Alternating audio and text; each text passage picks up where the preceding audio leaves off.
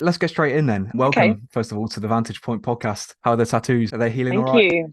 Bit swollen, but yeah, they're healing really good. I feel like I changed my mind too much to get a tattoo of anything.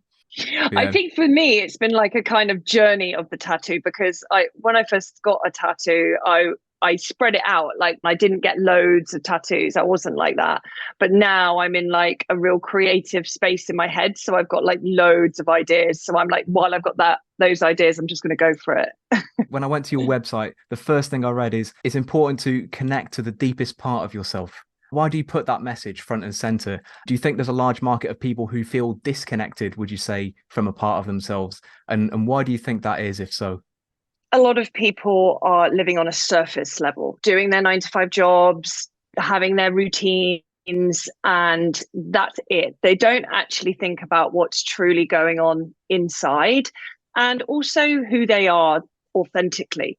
I think we know who we are, but we don't until we start peeling back the layers, peeling back the masks, and really going really deeper inside. And that comes from practice, that comes from being humble, letting go of the ego, and just starting a journey with yourself. It's all about a journey. And I think that's what yoga brings to anybody who starts that journey. Will change during their journey in yoga. And I think as you kind of go through that process, lots of things will just come to the surface, and then you'll start to feel more in tune with your core being. So I think that's Interesting. kind of the message behind it. You practice a specific type of yoga, don't you? Called self-love yoga is how you brand it. How is that different to other styles of yoga, more traditional styles, maybe? It's not that it's different, because I think yoga is an act of self-love anyway, because we are showing up for ourselves, we are being present, we are listening to our bodies, we're giving our body what it needs. But I think my class is tailored just purely on self-love, because I want people to really feel yoga in a different way. And I think from my own experience with yoga, it took me to this point to be able to do this class, I suppose, through my own journey of self-love, and I think that's what teaching is all about. It's being able to show people from your own experience and share and hold space for that.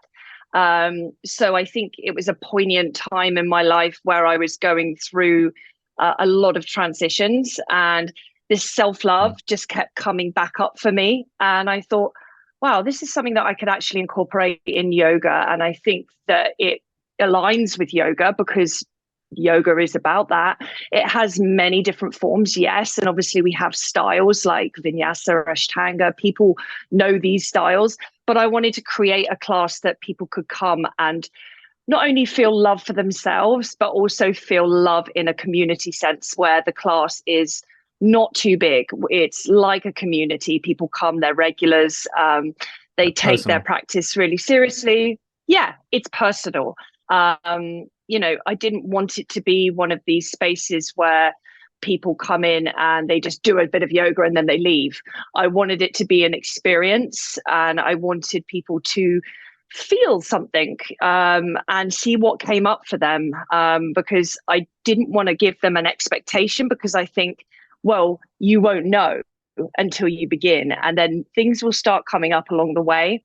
So Yeah. I think that's kind of why I created the class, because I think that anyone who's going on any journey, it always starts with you. It's not about anybody else. It's how you feel, and your own happiness. And if you're not happy here, happiness doesn't exist anywhere else. It does come here in the center of who you are. So I felt like I needed to work with that idea, and that's how the class got created.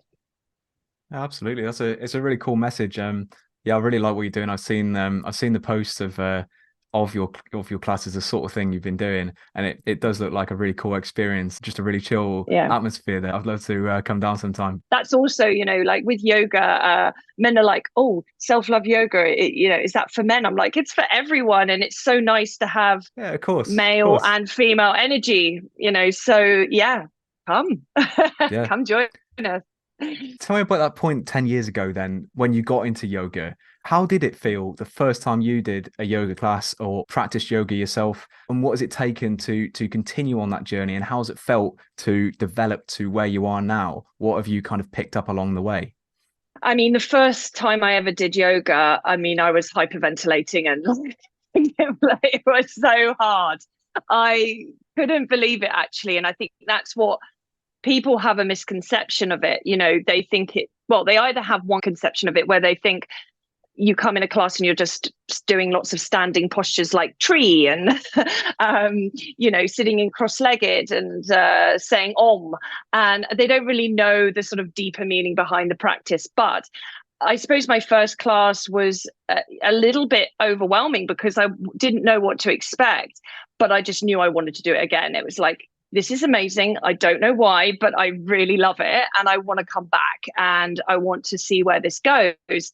So it kind of evolved. And I suppose with my in the first years of doing yoga, I was very asana based. And when I say asana, it was like the physical side of yoga. I really wanted to get all the postures nailed. You know, in my head, it was like the physical aspect of it. I really enjoyed. I enjoyed the fitness aspect of it, but I wasn't really connecting with the true essence of what yoga really is. And that is breath and flowing with breath and movement, and being able to be still in that moment and hold that posture for longer, and keep that mind completely still in the process of it. So it's evolved as I've gone on. I've got more into a slower practice. I'm more in tune with the meditations now, and breath is so important to me. Like, I'm always reminding the students to use the pranayama, use the breath, because it helps the practice. It's the whole point of yoga, is to connect breath with movement. I suppose it just kept evolving as I was, the more I was doing. And I kind of fell away from the whole, it needs to be one type of thing, because it depends on the person. Everybody's experience is different. It depends on your body. It depends on your energy. It depends, so one person might be loving Ashtanga and loves that quite intense routine and practice, which is quite rigorous. Whereas other people might just like the slow softness of something like yin, where you're just in a posture for longer, but it's more passive. So it really just doesn't, it can't be the same. It's not the same. And that's the beauty of it, because it doesn't have to be. It's what you make it and how your body feels when you're doing it. So for me, it's always been ever evolving, ever changing. So I feel like at the moment I'm in a stage where I'm really wanting to go back to India. It's like I feel that calling again to go back to India and do some more personal practice. So I think it's being humble in the practice and always knowing that you are forever the student. It sounds like you've really connected with yoga and with yourself through yoga. You say the most important part of practice is that humility and the gratitude that you find. You discovered that through your meditation. And I think you're right, first of all, because I think without gratitude in our lives, we're inherently unhappy. You see that across social media. People value things more than relationships or self-development and growth. They value money and, just sort of material things that don't really matter at the end of the day. I'm curious then, what led you to that conclusion that gratitude of all things is so important? Without gratitude, I think you wake up deeply unhappy because you're then searching for something that doesn't exist. Being present in the moment and looking around about yourself and seeing what is here and in front of you, like nature, love, connection. People don't think about these things enough. They're always striving for, like you say, something materialistic or this goal-driven mentality, which I'm not saying not having goals is not good. I think it is good, but I think if you put too much emphasis on it, it can lead you off a different path. And I think it's just trying to stay with the moment day by day as well, as obviously having dreams and manifestation, because I believe in that. But I think it's also true to wake up every morning and have that gratitude and say to yourself, like, 3 things. What are you grateful for? Like, that's a really good way of starting your day, because it immediately gives you that love and perspective. Yeah, exactly. So I think when I've been in the darkest moments of my life, because I don't believe that someone is positive all the time, it's not who we are as humans. I believe in the yin and the yang, and you have to embrace both, but it's almost like you have to sit with your shadow and understand the negative and why it's happening, rather than take it like, why me, why is this happening? Like, so it's kind of like, with that gratitude, you're always appreciating the things that you have, and being alive, I mean, it's a miracle. So it's kind of like humbling yourself every day and saying, okay, so what am I grateful for? This beautiful plate of food, the trees outside. I'm just looking at the birds. It's simple things. And I think these are the laws of karma, the laws that we should always live by, because being alive is, it's a beautiful thing. We're lucky to be alive, and be able to walk this earth, to go in a deep sense. But, gratitude is so important for growth, for happiness, because it brings you back into the present. So yeah, I fully believe in that. Yeah, it's being grateful for the opportunity, isn't it? People think, well, look at all these things I don't have. Look what that person has. Look what that person has. But, Yes. you might not have those things, but you have the opportunity to get a lot of things by working hard. Yes. Things don't just come to you. Things probably didn't just come to those people that you're so jealous of. Now, naysayers might say with yoga that surely sitting around all day, meditating, introspectively searching within yourself for answers, it can't be the most efficient way to learn about yourself. Surely getting out there, working, traveling, socializing, doing stuff is a more efficient way to learn about who you are. What would you say to those people? What if you don't have time for yoga, for meditation? I think anyone who says they don't have time, that's an excuse, because everybody has 5-10 minutes. With any kind of practice, I think in people's heads, they think they need to be dedicating hours and hours and hours to this practice. I get students asking me, like, so you do yoga every day? And I say, yeah, I do every day. And their idea of that is me being on my mat and doing 1 hour of like physical asanas. I'm like, well, no, that doesn't work like that. I can just sit down for 10 minutes and just do some breath work. I can take 5 minutes for meditation. I can just move my body a bit. It doesn't have to be this full on physical practice every day. Sometimes I might need that, but some days it's short. But I'm still showing up for that practice. I'm still giving it my time and energy. And it does balance you. And I think, yeah, it is about balance. And I am totally in agreement that you do have to get out there and live and experience life and travel and, see the world. Yes, I agree with that. But then I also feel that you should always dedicate some time to yourself every day, whether that's just 15 minutes, 5 minutes. You can do that. Anyone can do that. Yeah, I think it's an excuse if they say they can't.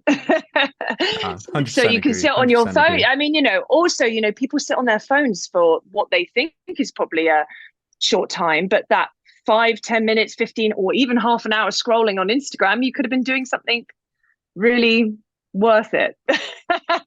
Yeah. You could be giving yourself that love that you need, because we all need to recharge as well. We all need to give that space for ourselves to be able to also like show up for others, because if you're not allowing time to recharge, be quiet, be still, you're just taking on everybody else's energy, and that can be draining. So it's really important to have that practice, whatever that may be to you. Yeah, 100%. I think what it is for me at the moment, I've been really making a real effort to get outside every day and go for a walk. It seems like such a sort of trivial, pointless thing to do, but in the process of making that a key habit that I make sure I do every day, even if I don't feel like it, even if I don't think I have time, even if I've just gone to the gym and it's late at night, I'm still going to go out, make sure I get a walk in, because just being outside, just, all the noise off, right? I might listen to a Yeah. podcast, but for me, that's how I'm unwinding, sorry. And Yeah. I think since I've started making a point of using that time for that, I've actually been more effective in everything else I'm doing because my mood's been better. So Exactly. when I am working and I am using my time for more productive things, quote, um, I can use that time more effectively and get more stuff done because I'm just feeling better. Yeah. And also nature is the biggest healer. So going for a walk Mm. is great. Fresh air. And also to ground, getting outside and just walking and grounding yourself will regulate your nervous system. So if you're, working a lot or you've got a busy schedule, making that time to just, I mean, even if you're just listening to music, it doesn't matter, whatever brings you joy is a good Mm. thing. But just being connected outside is such a healer, such a healer. So, I myself make time for that always, whether it's a sea swim or just a walk in the woods. Yeah, perfect. If you can do that once a day, that's being mindful. 100%. One step I've not quite taken yet is the whole barefoot walking outside thing. I'm guessing you're a big fan of that. I just think Oh I'm going yeah. to stand on one stick wrong and it's going to put me off for life. I think because we're so used to like wearing shoes and feeling that like, oh my God, what if I step on something? I will tell you 99.9% of the time that will not happen. You'll be fine. And you're more going to root down into the earth, that's going to ground you more, connecting with earth. And getting your feet and your chakras balanced, that's the best feeling because you will feel such a difference just by taking your shoes off. It's how we all used to live back in the dark True. ages. No one had shoes. No one was walking around with shoes. Cavemen weren't walking around with shoes on, so they managed all right. I just Yeah. think we're just very conditioned. I think that's the thing, we're very boxed into that kind of world where, people who do that now, it's looked at a little bit like, oh, what's that? It's like unusual to see people barefoot, whereas obviously back in the day, everyone was Yeah, barefoot. And I think people, forget how well our feet are designed to actually navigate the ground. The way our toes and our heels and our forefoot, whatever you call it, the ball of our foot, are all put yeah, together. So actually effectively act like a shoe. They've got the arch and everything that gel and Nike gel and whatever tries to replicate. We've got all that built in with the yeah, muscle around our feet. If anything, we're limited a little bit when we wear shoes that compress our toes and stop us from using our balance fully and things like this. Spent a month living with a tribe in the Philippines. They'd be walking around barefoot all amazing. day over rocks. We'd be going hiking. And some of the trails, there would be mud and we'd be slipping all over the place. Well, I would be slipping all over the place, but the locals, they could just grip into the mud with their toes and they wouldn't be slipping at all. They could just hike up the hill. And I'm there like Yeah. Bambi on ice trying to walk up this hill. And it just made me realize like these people, they've got thick bottoms of their feet that they've developed their whole lives. And it's like they've got Yeah, a soul on their foot. definitely. That's what the protection is there for. Wearing shoes as well creates bad posture. It causes a lot of spinal issues, especially from the way we walk in certain Yeah. shoes, bad fitting shoes. So people that come to start practicing yoga, it's all about grounding as well because we're pushing our souls down into the ground, we're pushing our hands down into the ground as well, so and spreading out those joints and connecting, and also it's all about the elongation of the spine and creating a healthy spine. And like I say, and many yogis have said, longer spine, longer life, because if you're starting to curve and that spine is starting to curve, it's going to cause you more physical problems as you get older and shorter lifespan. If you are creating a healthy spine, you're going to be healthier for longer. It's a fact. So, these tribes who, don't wear shoes, they barely wear clothes. So, they're so in tune with nature, and we think that's strange. And I think, well, no, they know what's what. They are very connected to the elements. And that's beautiful. I mean, I think, they're vibrating on a much more higher level than we are.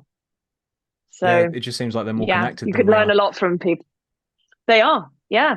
I mean, you can imagine, if they are connected like that physically, how they are connected mentally as well, spiritually, much higher.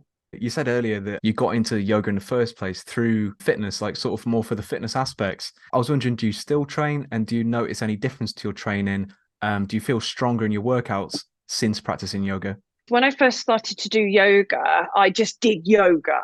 I did feel physically good, because you work a lot of core strength, you're using full body, which is fantastic. But when I went to India and I was doing alignment classes with my yoga teacher out there, and he got me to perform a chaturanga, and I was doing it completely wrong. And he said the reason being was because I hadn't created good upper body strength. And he was very realistic with us and said, you need to combine a little bit of strength training with yoga. If you want to get to a high level with yoga, mixing that combination is really, really beneficial. I've seen such a change in my practice, especially my strength, from doing a bit of weight training as well as doing my physical yoga practice, especially with control and my upper body. I was very, very weak on my upper body when I first started. As to now, I feel, very strong in that area and in my legs. So, that little bit of advice went a long way. So I think, yes, you can be very fit with yoga. Yes. But I think combining maybe some weight training with it is going to improve your level and improve the strength aspect of it. But also, like flexibility, it's the best type of flexibility training you're going to get. I think people struggle with that the most. So it's not an easy road. It's practice, and also, again, it's body type. You have to be realistic, because for me, I'm 5'11", so I'm very tall. I haven't got a natural yogi body. So, when it came to things like handstands, back bends, I wasn't amazing at that, because I've got so much more of me to think about than someone who is a little bit more petite, a little bit smaller frame. But my yoga teacher said, just don't get head up on it. Everybody is different. Certain things will come naturally to you, and certain other people come naturally to them. So I think I've just let go of that illusion that I have to be doing this and I have to be doing that. I know my strengths. I know when I would like to push myself in certain times with my practice. It took me 5 years to be able to master a headstand properly. So wow, that's impressive. It took a lot of, I mean, it was like I had to really be beaten many times, and I was doing it wrong for a while, and then I was like, right, I'm going to have to just break this down. And he said to me, it will just be one day, you're just going to go, and that's what happened. It was just like out of nowhere, bam. And it was just due to clicked, and also letting go of the fear, because I think you get into that headspace of I'm going to fall, and you get that with most of the sort of inversions in yoga, but you're going to fall, so it's going to happen. You should never really pressure the student to force them into those types of things.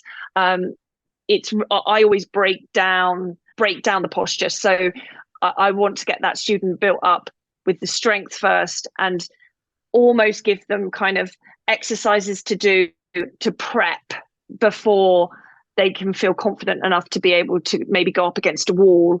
But I would never get a student just to whack themselves up in a headstand. I mean, I've seen it and it's like scary to me. I'm like, what are you doing?